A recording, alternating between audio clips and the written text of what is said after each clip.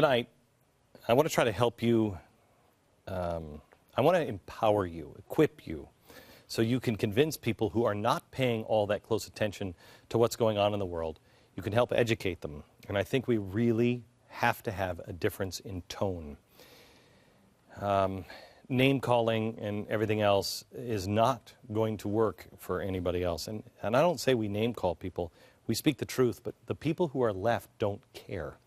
We have to give them cold, hard facts about how it affects them. Those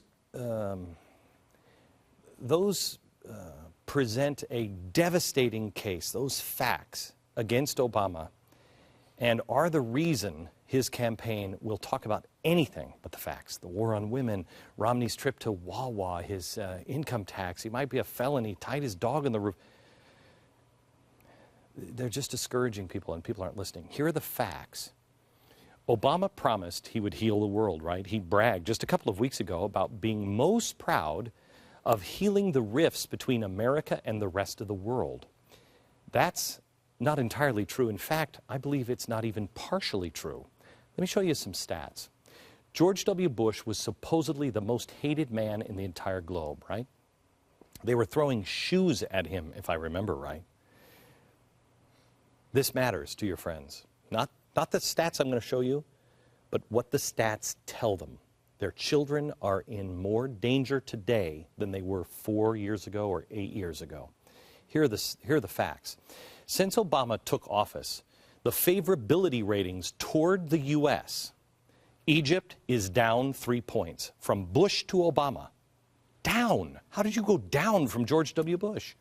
Jordan, down 7 points. Pakistan, down 7 points. So America was more likable under the most hated man in the world than it currently is under Barack Obama. Okay, what about just the numbers of Obama since he took office until now?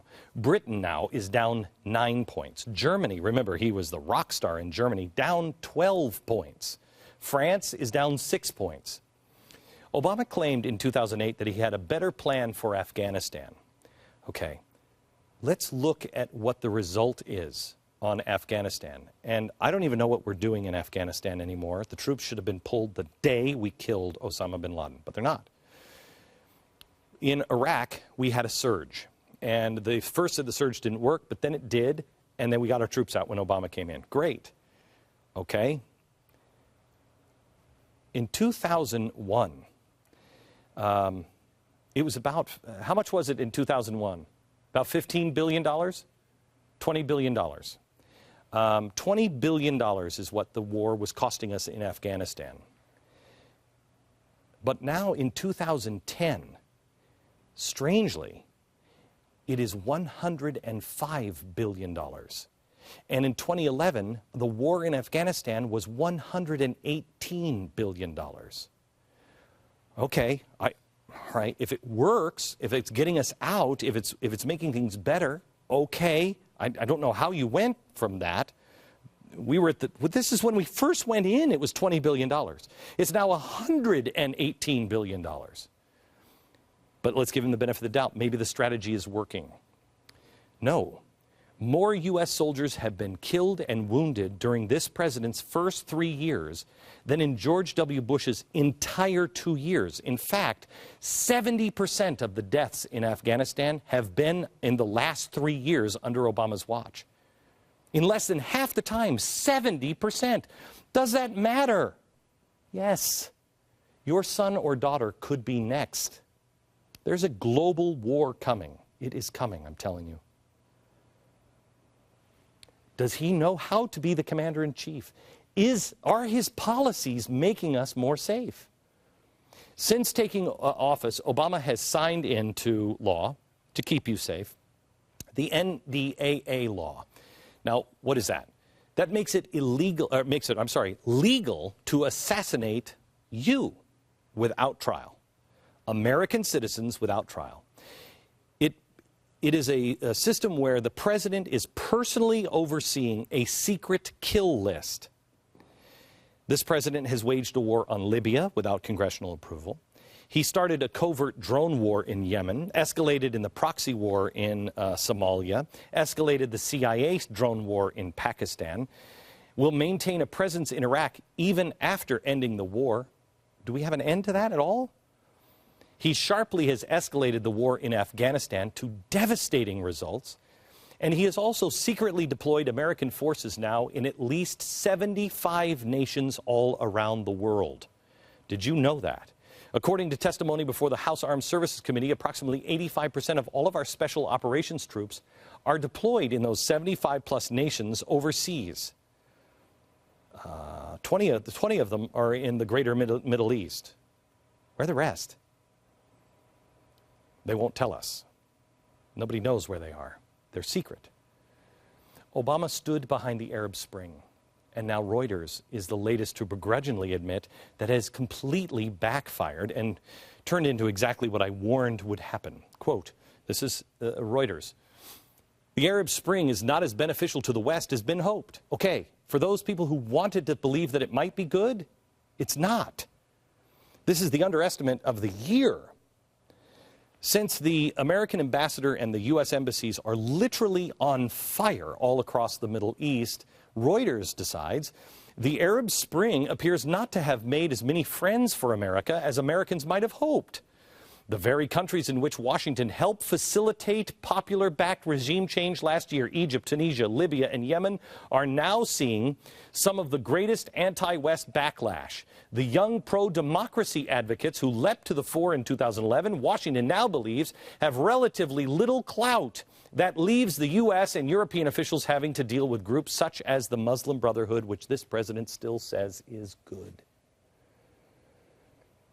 This is a reality. Even the mainstream media is beginning to see it. Yet our president, the guy who's going to keep you, your family, your house, your homeland safe for the next 4 years, goes on to 60 Minutes and says things are getting better. Watch. There will probably be some times where we bump up against some of these countries and have strong disagreements, but I do think that over the long term, we're more likely to get a Middle East and North Africa that is more peaceful, more prosperous, and more aligned with our interests. It is so ironic because that is exactly what Woodrow Wilson said about the revolution that he supported in Russia, that finally the people were free and this new communist idea would be a great, strong ally and the people would be much better off. Were they? All I'll say here to this, besides pointing out the obvious violence flare-up all over the Middle East, is this. CNN was able to obtain our dead Libyan's ambassador's private diary. Now, I want you to think about this. Are you safer than you were 4 years ago? Our ambassador is killed. Nobody's asking the right question of where or why was the ambassador there. His private diary is there and left there. And a field reporter comes wandering through what was left of the embassy, looks around, and finds the diary. Now, the State Department and the president is all upset that they took it and didn't turn it in. But I asked the question, the terrorist? Apparently, they got their hands on a list of Libyans who are working with the American government. Those people are as good as dead. But more importantly, what other secrets and sensitive information did the terrorists get their hands on? The guy's diary was sitting there, and CNN picked it up. I'm sure CNN wasn't the first on the scene. What else is out now? The UN is having their annual conference this week. Mahmoud Ahmadinejad is speaking on one of the holiest Jewish days of the year, and he'll likely call for Israel's destruction again.